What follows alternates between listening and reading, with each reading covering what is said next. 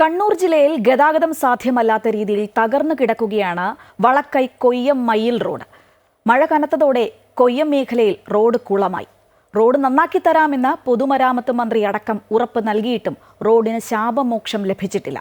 School വിദ്യാർത്ഥികൾ അടക്കം ഏറെ കഷ്ടപ്പെട്ടിട്ടാണ് ഇതിലൂടെ കടന്നുപോകുന്നത്. ഈ കാണുന്നത് ഒറ്റനോട്ടത്തിൽ കുളമാണെന്ന് തോന്നുമെങ്കിലും പക്ഷേ അങ്ങനെയല്ല.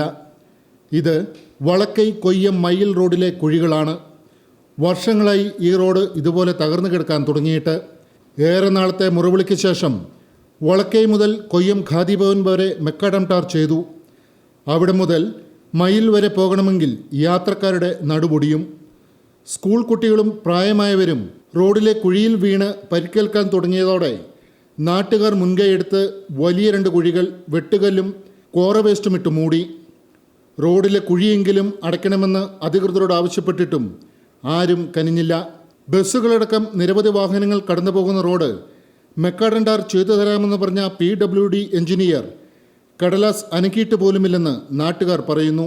ഈ റോഡിൻ്റെ ഇന്നത്തെ അവസ്ഥ എന്ന് പറഞ്ഞാൽ ഇവിടെയുള്ള ജനങ്ങൾ വളരെ ദുരിതം അനുഭവിക്കുകയാണ്. കൊയ്യം പ്രദേശത്തുള്ള ആളുകൾ ഇതിൻ്റെ ഒരു പാർട്ട് ഇപ്പോൾ മെക്കാഡം ചെയ്ത് ടാറിങ് പൂർത്തിയാക്കിയിട്ടുണ്ട്. കൊയ്യം ഖാദി വരെ, വളക്കൈ മുതൽ കൊയ്യം ഖാദി സെൻറ്റർ വരെ. അതിനുശേഷം ഇങ്ങോട്ടുള്ള ഭാഗം വേളം മയ്യിൽ വേളം സ്ഥലത്ത് കണ്ടക്കൈ റോഡിന് ജോയിൻ ചെയ്യുന്ന ആ സ്ഥലം വരെ ഈ അവസ്ഥയിലാണ് കിടക്കുന്നത്. ആളുകൾക്കും വാഹനങ്ങൾക്കും യാത്ര ചെയ്യാൻ പറ്റാത്ത വിധത്തിൽ വളരെ ദുരിതപൂർണമായിട്ടാണ് ഈ പ്രദേശത്തുള്ള ആളുകൾ ദുരിതം സഹിക്കുകയാണ്. സർക്കാരാണെങ്കിൽ ഒരു ക്രൂരമായ പ്രതികാരം ഈ പ്രദേശത്തുള്ള ആളുകളോട് ചെയ്യുന്ന ഒരു മനോഭാവമാണ് നമുക്ക് തോന്നുന്നത്. കാരണം വർഷങ്ങളായി ഞങ്ങൾ ഈ റോഡിൻ്റെ വിഷയത്തിൽ ഗവൺമെൻറ്റിൽ നിവേദനങ്ങൾ പലതും മന്ത്രിക്കടക്കം നിവേദനങ്ങൾ കൊടുക്കുകയും വിവിധ ഓഫീസുകളിൽ സമരം ചെയ്യുകയൊക്കെ ചെയ്തിട്ടും ഈ ഒരു 2.5 കിലോമീറ്റർ ദൂരത്തിൻ്റെ ഈ കാര്യത്തിൽ മാത്രം ഗവൺമെൻറ് ഒരു തീരുമാനമെടുക്കാതെ മുന്നോട്ട് പോവുകയാണ്.